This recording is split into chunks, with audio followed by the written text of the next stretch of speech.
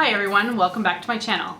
So one of the first few videos that I shot, all of 1 or 2 months ago, because my channel is very new, was the Perfect Palette 2 tag, and it did really well. And I really enjoy talking about palettes because eyeshadow palettes are one of my favorite things ever.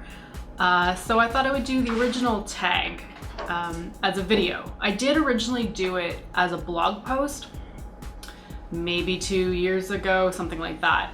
But everyone's choices change over time, so I thought I would film it as a video.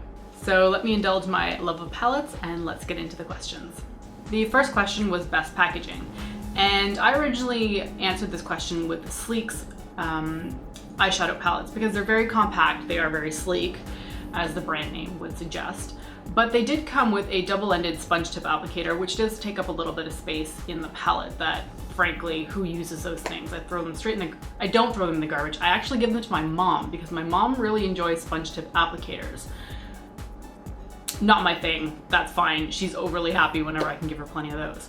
However, off on a tangent, there's a brand out there that's now one-upped that for compact and sleekness, and that is definitely the LORAC palettes.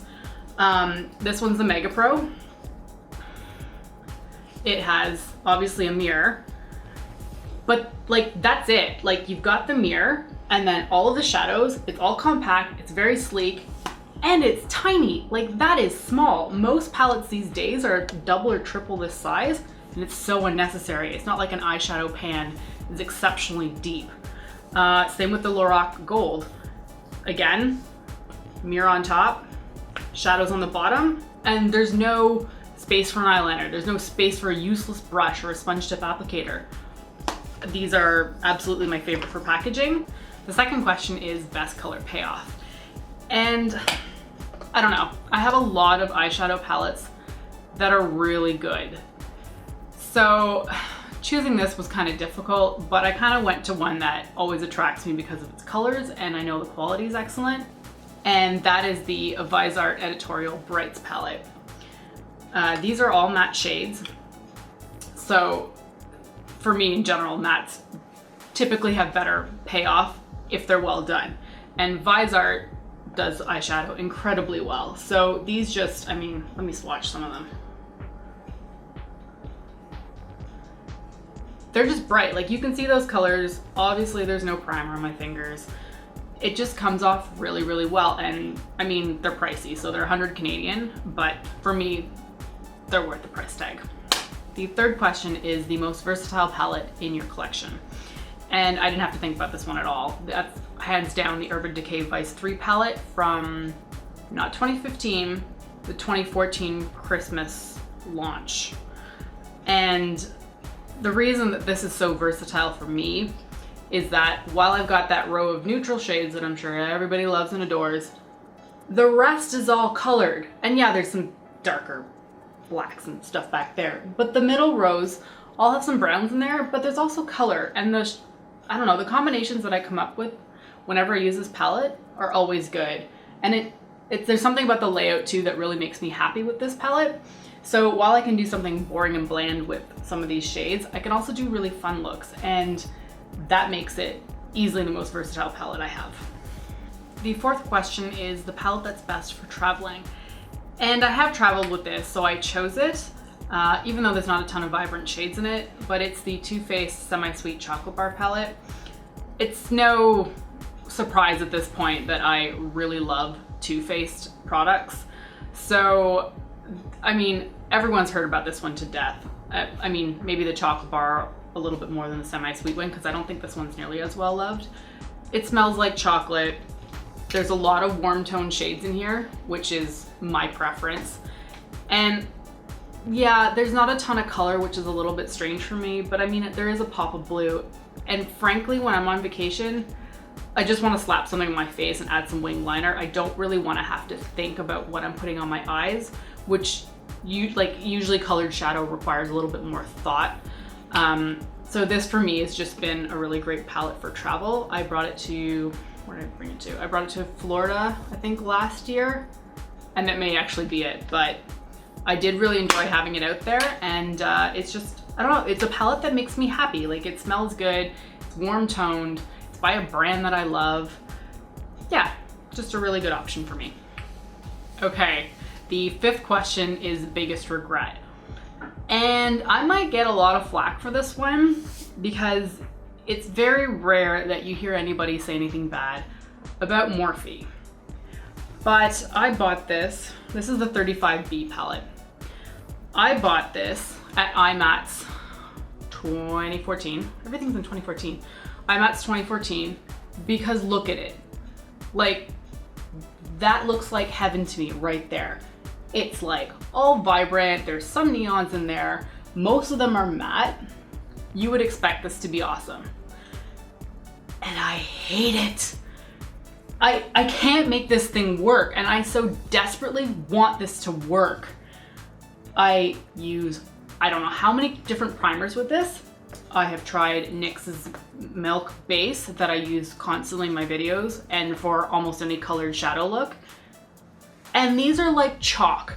They won't stick to my lids.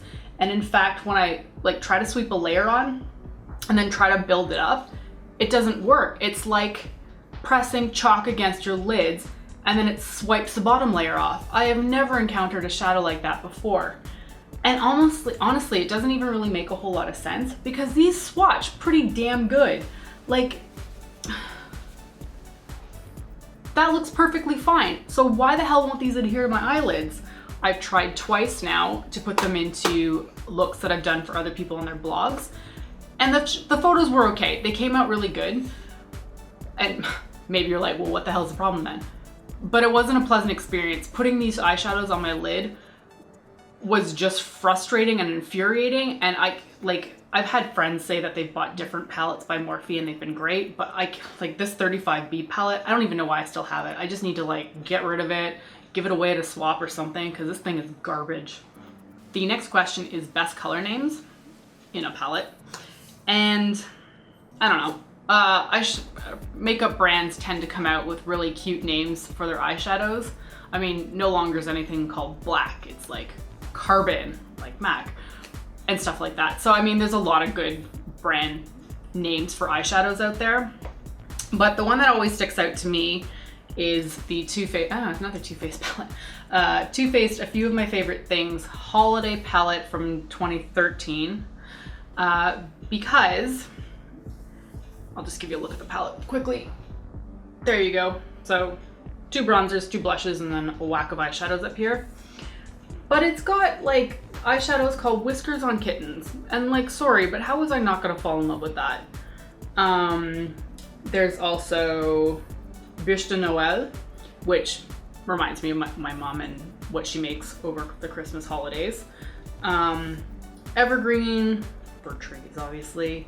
Moon on Their Wings, Chocolate Milk, and I think did this predate the chocolate bar palettes? It doesn't smell like chocolate, I'm just thinking out loud.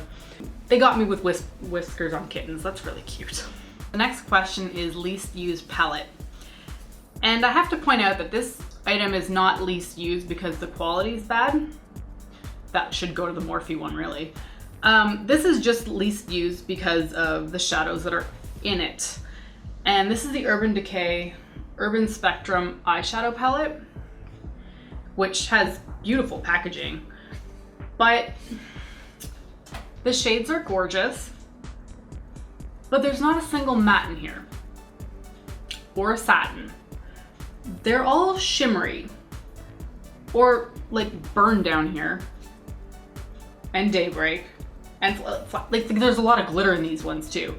So yeah, Junkie's got a ton of glitter in it too. The shades are gorgeous, but it's very difficult to work singularly with a palette that has no diversity amongst the finishes of the shades. So, I mean, I did a challenge week for this. I came up with 5 different looks, but it's a struggle to only use this palette. So I just would have appreciated some more mattes in the mix. That's all, any mattes in the mix. Because I mean, it is gorgeous. I don't reach for it because it's not an easy thing. Like when you grab for a palette, you really want to just be able to use that. You don't want to reach for extras, you know what I mean? So pretty, but a little bit frustrating because it needs more diversity. All right, the next question is your most used palette. And for me, that's the Urban Decay Original Naked palette, primarily because it's the first palette I ever owned. So obviously it has to be my most used if I've had it the longest. Maybe that's not so logical because I guess you could buy something and then hate it. Anyway, it was the original palette I ever owned, and a friend in New York, hi Dorothy, if you're watching, actually did buy this for me. So that was really nice of her. And because it was my first palette, I used the heck out of it. It was, aside from my MAC Single Eyeshadow, it was the only other brand I had at the time. So everyone's seen this to death. I showed it in my Perfect Palette 2 tag video. But I have pan on 2 of the shades, Toasted and Virgin. So just by virtue of actually hitting pan, that shows you that it is my most used because I haven't hit pan on any other palette.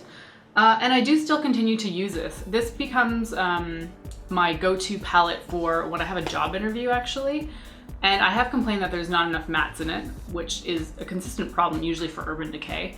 So yeah, it's a very versatile palette. It's very neutral, very socially acceptable, I guess you could say, because most people want colors like this in their collection and on their face. So yeah, most used.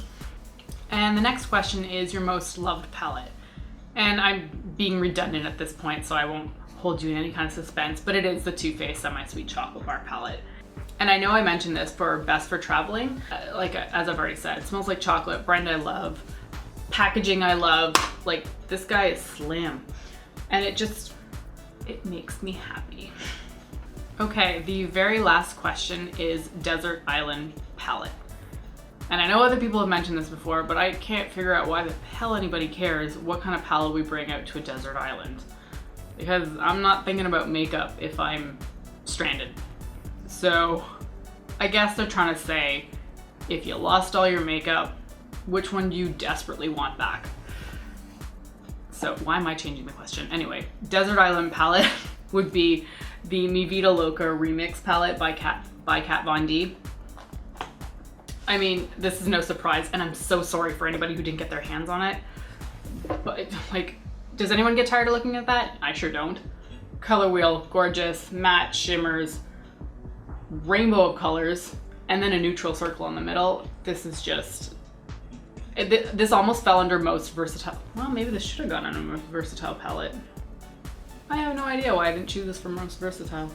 Anyway, this is hands down my favorite palette to look at, one of my favorites to use, and the one that I would be the most sad if I lost or broke. Which actually has made me a little bit hesitant to travel with it. I feel that this would be a good traveling palette, aside from the fact that it's enormous. Like, it's bigger than my head. I would be really heartbroken if this disappeared or anything happened to it. So yeah, Desert Island palette right here. And that's it. I hope you enjoyed hearing about my answers to the Perfect Palette tag, the original one. I'll link Melissa's original video below. I think that was in 2013, so that's kind of interesting to go back and see what everybody liked back then. And I'll also link my original blog post in the description bar below. Thank you so much for watching, and I'll see you next time. Bye!